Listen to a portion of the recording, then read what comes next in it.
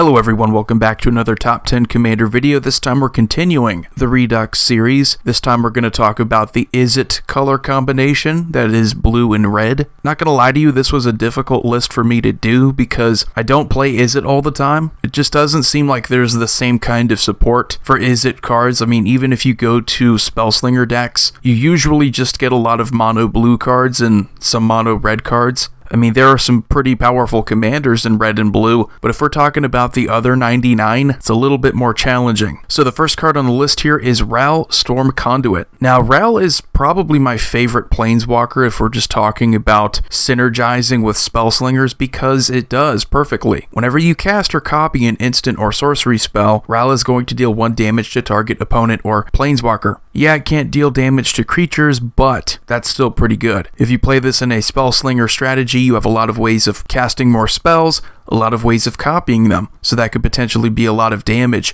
May not seem like a lot, but it does add up. His +2 is just a simple scry 1, so nothing special. His -2 is incredibly underrated. Whenever you cast your next instant or sorcery spell this turn, you copy that spell, and you get to choose new targets for the copy. So it's basically like having a fork on a planeswalker. It also helps enable the first part, because you're going to be casting a spell and you're going to be copying it, so that's another 2 damage. And then number 9, we have Stitch in Time. This card's been gaining in popularity, I feel, because of Krark the Thumbless. There's a lot more interest in flipping coins and that kind of strategy in general, but this card is essentially just a time walk on the condition that you win the flip. That's it.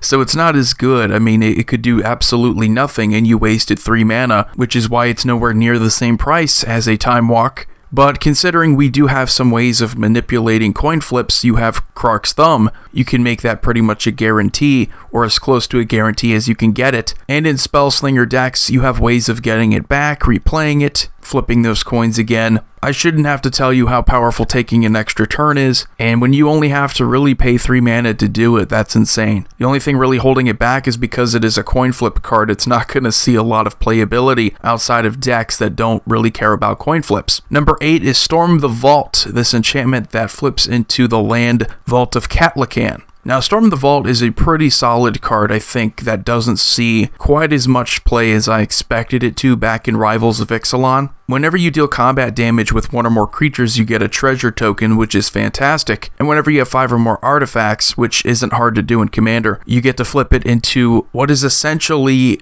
a Tolarian Academy. This is kind of the way that you get around the reserve list, get around the ban list even. Just pretty much have the same card, but on the flip side of another card. Pretty cool card. I mean, definitely powerful. Tolarian Academy, if it were legal, would be absolutely insane, and everyone would put it in their artifact deck, so it's all there. I mean, it's the exact same card. And then number 7, we have Mizzix of the Maginus. For a long time, one of the most popular Izzet commanders. We've seen some more popular ones since, and this might be one of the more narrow ones on the whole list. Because you do have to play instants and sorceries, you do have to play a Spellslinger strategy. Holding it back is really the fact that if you don't have your Mizzix out there, your strategy is so much weaker. So, very powerful. If you can keep Mizzix out there for a while, keep getting those experience counters, then once you get to your big X-costed spells, it just makes it so much easier to kill off players and draw a bunch of cards or do whatever you want to do. And then number 6, we have Sahili the Gifted, a Planeswalker commander, also pretty solid as one of the 99. Real reason why she's on here is that other plus where you can make something cheaper.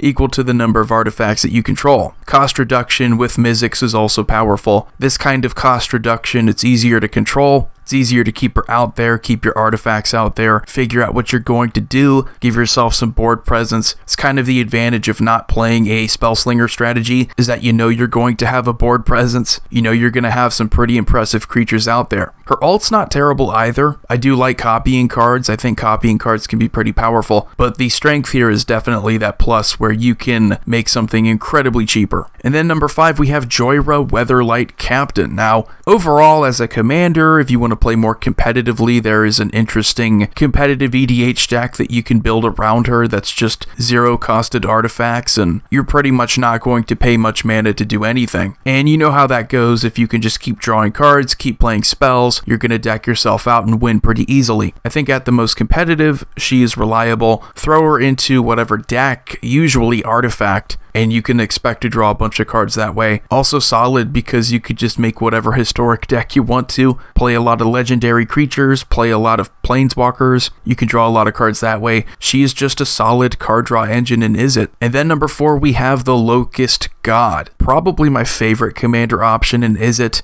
Just the idea of having a commander that's incredibly difficult to deal with, not because it's indestructible like the other gods, but because it just goes back to your hand, so you can replay it, draw more cards, create more insects. That's the appeal of the Locust God, is how resilient this kind of deck can be. And it's versatile too. You can play Spellslinger, you can just play any kind of control deck. You don't have to focus entirely on wheels and mass card draw, and you're still pretty much good to go. Just a ridiculous commander. Also, again, a lot of these good commanders are good because they can be thrown into other decks and also be pretty solid as one of the 99. Number 3, we have 1000-Year Storm. This card is absolutely ridiculous, and I don't think we have anything quite like this. When we're talking about copying instants and sorceries, if you love Storm, this is quite literally a Storm deck card. I'm talking about just casual fun, casting as many instants and sorceries as you can, your win con being something like Aetherflux Reservoir or something else. 1000-Year Storm, you just keep count of how many spells you've cast this turn, and whenever you cast an instant or sorcery, you're getting that many copies of it, so whether it be cantrips or something else, this card just explodes. And if you keep your turn going, it's hard to imagine you don't just win off of something like this. So number 2, we have Counterflux. Now this is really the only Izzet colored counterspell that's worth anything because it's cheap, it's only 3 mana, it can't be countered. It has an overload where if you pay 4 mana, you can counter everything on the stack. That's pretty solid. But this is the most flexible Izzet card. If you're asking me, something that can be thrown into just about any deck that's playing blue and red. It's a counterspell that can't be countered for only 3 mana, which we have other counterspells that can't be countered, but they're like 4 mana. Why not have a response that can't be responded to? I mean, it could be responded to, but you can't counter it. And before we get to number 1, I want to talk about some honorable mentions here. Not really that many. We have an older card that used to be on this list before when I did it, Steam Augury. I haven't seen it in such a long time. I'm just going to assume that people are over it. I like it though. It's kind of like a reverse Fact or Fiction. Different order, but it's still a pretty good card. We have Conduit, God of Storms. Not a bad card to have in Commander, but it just doesn't really do enough. It's dependent on you drawing a card on your turn, and you only get usage out of it that one time. Other than that, it's an indestructible god.